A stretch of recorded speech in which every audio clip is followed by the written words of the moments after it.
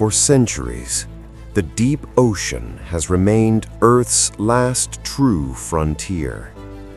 More than 80% of it has never been explored.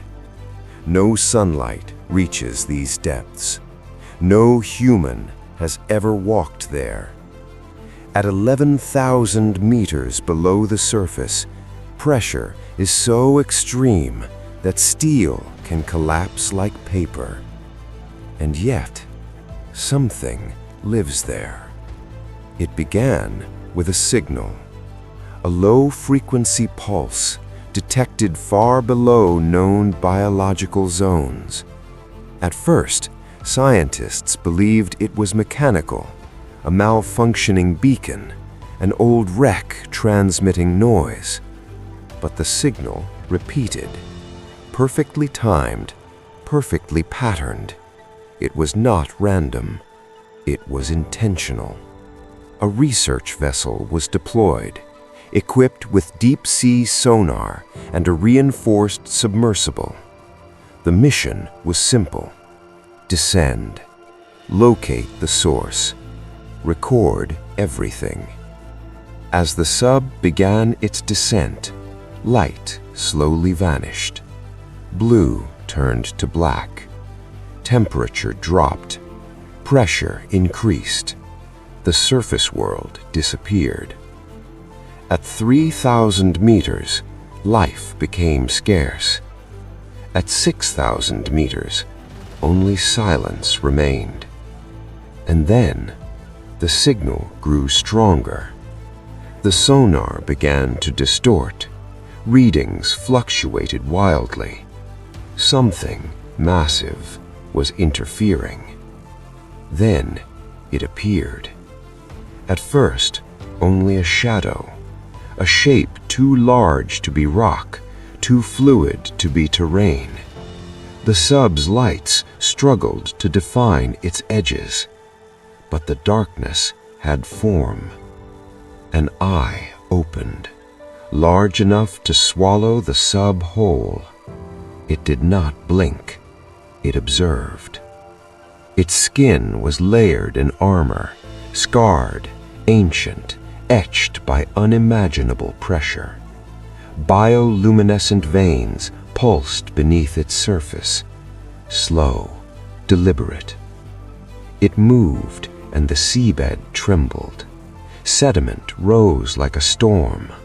The creature's body stretched farther than sonar could measure, hundreds of meters, perhaps more. Its gill-like structures opened and closed with rhythmic precision. It was not wounded, not aggressive. It was aware. The sub circled slowly, tiny, fragile. The creature circled back, curious, predatory, or both. For a moment, the abyss was no longer empty. Two species faced each other, one ancient beyond time, the other barely evolved enough to reach this depth. Then something changed. The creature's veins ignited. Light traveled across its body like living lightning. The ocean floor cracked under its weight. Instruments inside the sub flickered. Power fluctuated. The signal spiked. It was not a beacon. It was communication. And we had answered. Slowly, the giant began to withdraw, its massive frame turning back into darkness. The glow faded. The shadow dissolved. And just like that, it was gone. The sub ascended, up through the black, through the cold, toward light. When it broke the surface, the world seemed smaller, calmer, almost fragile. Back in the lab, data was analyzed, every frame reviewed, every pulse measured. The signal pattern was clear, structured, repeating, not a cry for help, not random noise. a response. Days later, the ocean floor was silent again. No movement, no shadow, only darkness. Until a faint pulse reappeared, deeper than before, stronger. The sonar spiked. The red beacon blinked again. Something shifted beneath the sediment. Slow, heavy, massive. We thought we had discovered it, but perhaps it allowed itself to be seen.